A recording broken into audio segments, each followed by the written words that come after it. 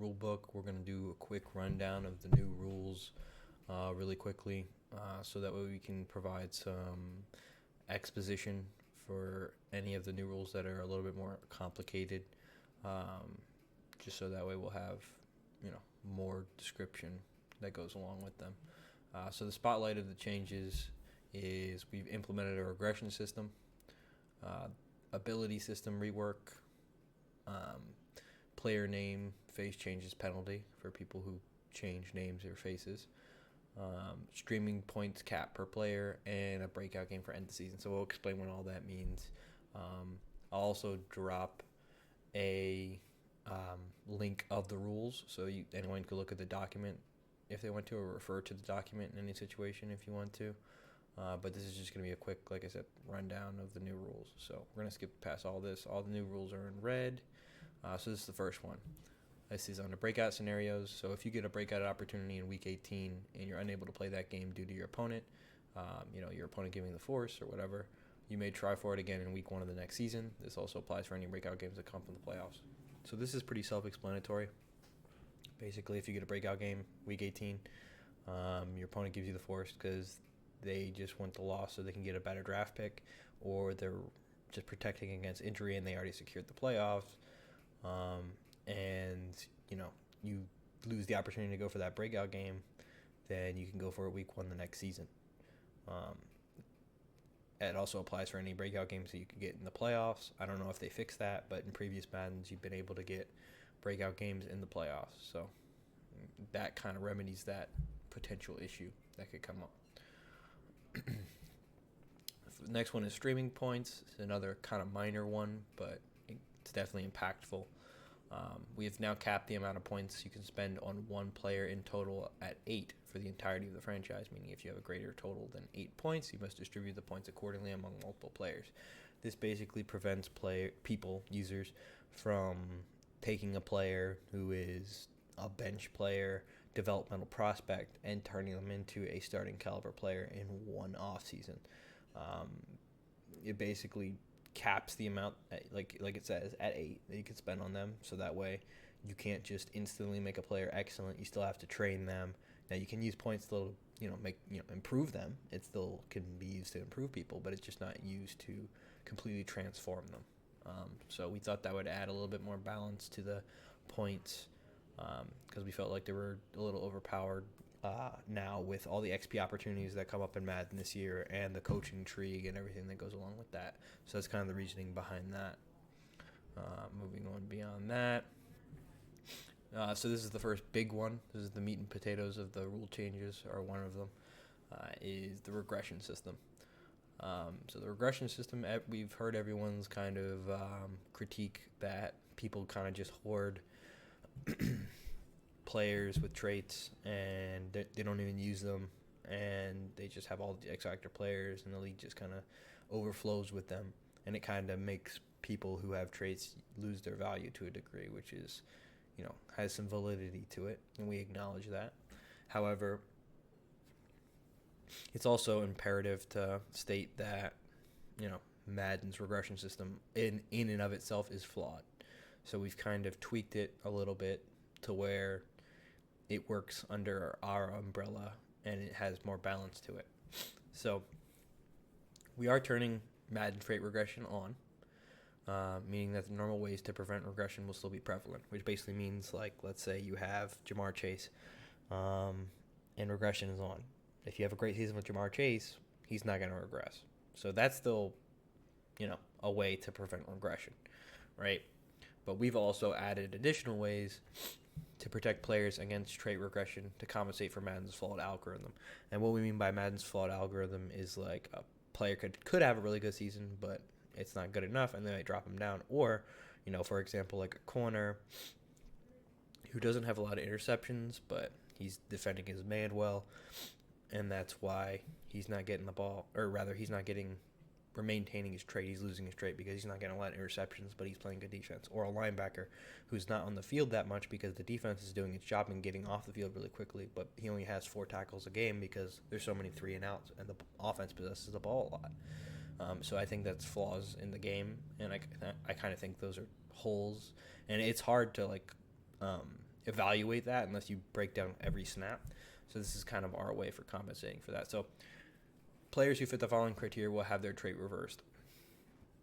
X factor players, if that player, or rather if that team is top 10 in yards or top 10 in scoring on their side of the ball, and they play 80% of the snaps. So just to give an exact example, let's say Christian McCaffrey, right? He only runs for 1,000 yards, and in SOB that's not that much. So he goes down to star. But the offense is top 10 in yards, and he plays 85% of the snaps. Okay, well, he's going to go back up to X Factor because he fits the criteria. And the reasoning behind it is basically if you're a key contributing factor from a snap perspective of an offense that is top 10 in either scoring or yards or defense, respectively, then regardless of what your stats reflect, you were effective because you opened up successful possibilities for the rest of your offense or defense. So that's kind of the logic. Like if you're a running back, you don't get the ball that much, but you lead to a top 10 offense, then clearly people are most likely threatened by you enough to stack the box to a degree and allow for open passing lanes, and you're still playing because that's what the snap thing is for. So you can't just stockpile players, not play them, and then have them keep their trait. That's why the snaps is there, the 80% snaps. And then the superstar is the same thing, but it's top 15 and it's 65%, so it drops, it dips. And then star is top 20, but only 50% of snaps. So it's kind of all balanced out depending on the level of your trait. And then there are some caveats to this at the bottom here. Every player gets one injury-protected season, which means they must miss 4 or more regular season games due to injury that season. That can be used in the offseason. This means if a player missed a certain number of games, which is 4 or more, due to injury and regress, they can have that regression reversed, but only a single time in the entire franchise. So let's say Terran Armstead for the Dolphins. He's an injury-prone player, right? Let's say he gets hurt. He misses 8 games for smoke. So he drops down because he didn't play that much, and Madden drops him down. And Smoke's offense didn't meet the criteria for him to go back up. So it's like a bad offense, and he drops down. Well, he would go back up because he would use his injury protection on him because he missed so many games. So that kind of protects against players just automatically going down if they miss 1 year due to injury. But if it happens twice, then the second time, if, again, you don't fit the criteria for him to go back up, then it wouldn't be reversed. So it can only be used once per player. Rookie players cannot regress and will be reversed no matter what, and will not count against anything. So, yeah, I don't think rookie players regress anyways, but just in case if their trait does go down, it'll be reversed. If a player with a high trait, an X Factor or superstar, fails to meet the threshold to maintain their high trait and does regress, they still may be placed back to a lower trait if they meet the threshold for that trait. So basically, for example, if Justin Jefferson, he's an X Factor, and he goes down, and Beige only meets the requirements for him to go back to superstar. So he gets top 15 in yards, or top 15 in scoring, and he plays 65% of the snaps, but he doesn't meet the X Factor criteria. Then he would go back up to superstar if he went down to star, if that makes sense. That's kind of the logic behind that. So it kind of gives you some wiggle room there. It is the responsibility of each individual user to monitor and track their own team and regressions. If you see that one of your players has regressed but meet the criteria to move back up, send them to me and they'll be reversed. This must be done the same offseason that the regression occurred. Anytime beyond, the player will no longer be eligible for regression reversal. So pay attention that when a player regresses, track your snaps. You can check in, I think it's like Madden. It's one of the stats for your team. You can go to player stats and check your team stats. Just so if a player if you even think they're, like, it doesn't have to be guaranteed. If you think that a player has played a certain amount of snaps, I'll check for you. And if you think it's your top 15 yards or scoring or whatever, then I'll check for you. Just, make sure you get that into me. Submit the players you think are eligible. I'll double check for you, and I'll see if they can be reversed based on the criteria that we have here. like I said, just make sure you submit that during the offseason, because otherwise we can't check the stats. We can't check the top 15 in yards of last year. We can't check the top 15 in points. We can't check the snaps. We can't check all of that if we go to the next season. So that's why you got to do it in the same offseason before we go to the next season. It's very important. That is the most important part of all this. So anyone who likes to wait, usually for their points and stuff like that, you can't wait on this. You have to do it the same offseason. I cannot stress that enough. You have to. And then we have one more rule, the Jordan Love rule. This is for rookie quarterbacks or young quarterbacks who sit behind a starter. They can maintain their trait for up to 3 seasons without playing. If that QB starts more than 1 game in a single season, his quote-unquote trait clock will have begun. It's basically it's rare in Madden that anyone wants to do it, but if you do want to draft a quarterback and sit him behind a veteran and just develop him that way, kind of the safe conservative route, but he will start to develop as long as he's not starting every other game, or he's not playing a substantive amount of snaps or whatever. Then as long as it fits that criteria, then he can keep his trait even if he regresses down. It's the Jordan Love rule, like we said. Makes sense. Teams do it in real life. So this is a minor one, but people were having problems with it last year. Each user cannot change the name or face of any player in the league. If anyone is found violating this rule, they will be hit with heavy penalties that could potentially result in as little as suspension and as substantive as a boot. Basically, just don't change any of your players' names or faces. It happened a lot last year. I'm not going to say anyone's name, but it happened a lot last year. We don't want that corny shit in here, so don't do that. Pretty simple. All right, everyone for a while now has been clamoring about the ability system, how the rerolls doesn't make any sense. You're leaving up something so crucial to the game to random, and for a lot of that, I've agreed, but I think it kind of was accepted that it's the most fair way, and that's why we implemented this. We feel like this is a way to preserve players' uniqueness and the fairness of ability, while also opening up an avenue of flexibility to everyone to allow them to, kind of build the team they want to build, while also not making it unreasonable, right? So it's a lot of rules, but if you're watching this far anyways, then you probably just want an explanation, which is reasonable. So I'll explain it as best as I can. Each player, including current players, may only have their ability switch 1 time throughout their entire franchise. So that's pretty self-explanatory, but let's say Peoples, right? He wants to change Lamar's abilities in the first offseason. Anything he changes, that's it. He doesn't change it. He cannot change it again for the rest of the Madden. If he trades him, the next person who gets him can't change it either. That's it. He's locked in as soon as he's made 1 change to any of his abilities. He can do it to all of them. He can do it to one of them. Whatever. Any change, you're locked in. That player is locked in. They cannot change again. In order to have a player's abilities change, go to a commissioner in the off season and request which abilities you want changed. And make sure the player is eligible in the chart first. We'll get to the chart in a second. But basically, abilities may only be switched during each offseason, starting with the first offseason, following the end of season 1. So no abilities are going to be changed during the first regular season.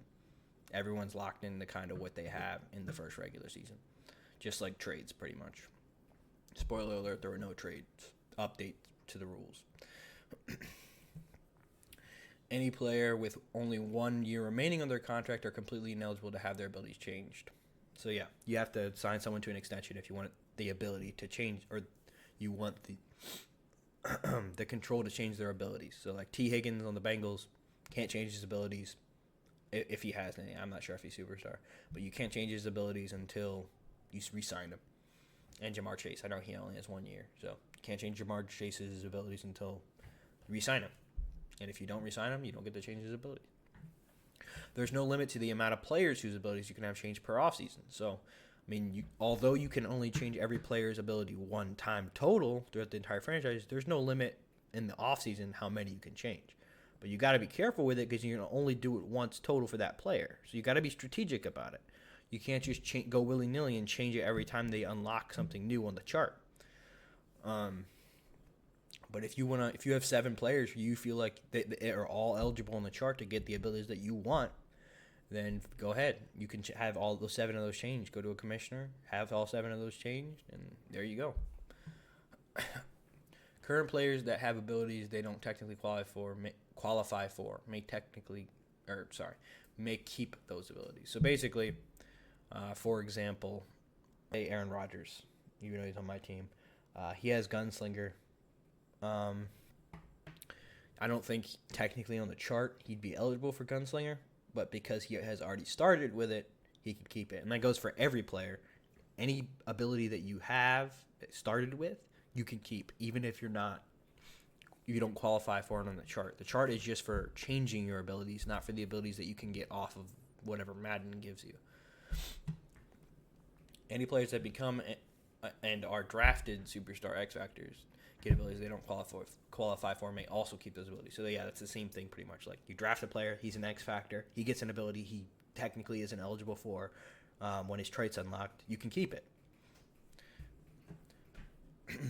The ability chart is subject to change in terms of attributes correlating to abilities for game balancing purposes, but if any changes are made, it can only be in the off season, and all users will be notified. So basically, if we find out that one ability is too overpowered and we're making it too easy to get on the chart, it's going to be harder. We're going to make it harder to get, so that way everyone can't just keep getting the same overpowered ability. So for example, like Madden 20, when a bunch of people had human joystick, if one person got that, we saw how crazy it was, and we didn't make it hard to get on the chart, then we would make it harder. You know what I'm saying? Pretty simple.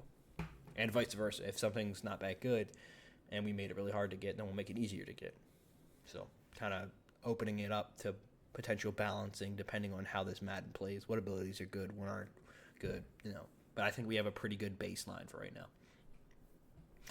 When changing a player's abilities, you may change and or keep any number of abilities that they already have. So if, you know, you want to change Mahomes' abilities, but you only want to change one, you can do that. But again, once you change one, it's locked in. So, and this is the chart. This is the link to the chart. We'll open that in a second. But that is the chart for right now. We'll come back to that, and I'll show you guys the chart in a second. We're going to scroll back down to the last one that we changed for now. Defense will not have a cooldown this year. So offense to defense still has a play limit. Offense has a cooldown. Defense does not have a cooldown. This is to combat the no huddle offense. This year, it's really hard to combat it if all your plays are getting stuck, just like it has been in the past. So to combat the no huddle offense, defense is not going to have a cooldown. That's kind of the logic behind that. So now we'll get to the chart. All right, this is the chart. This is pretty big chart. But this is kind of what it looks like. Basically, it correlates specific attributes to specific abilities. So as you can see, this is for quarterbacks. This is all the quarterback abilities. For anchored extender and agile extender, it's break sack. It has 80 plus break sack, and you can get those abilities. For dashing deadeye, which is a throw on the run ability, it's 97 or higher throw on the run. For gunslinger, which is a throw power ability and release ability, it's 97 or higher throw power.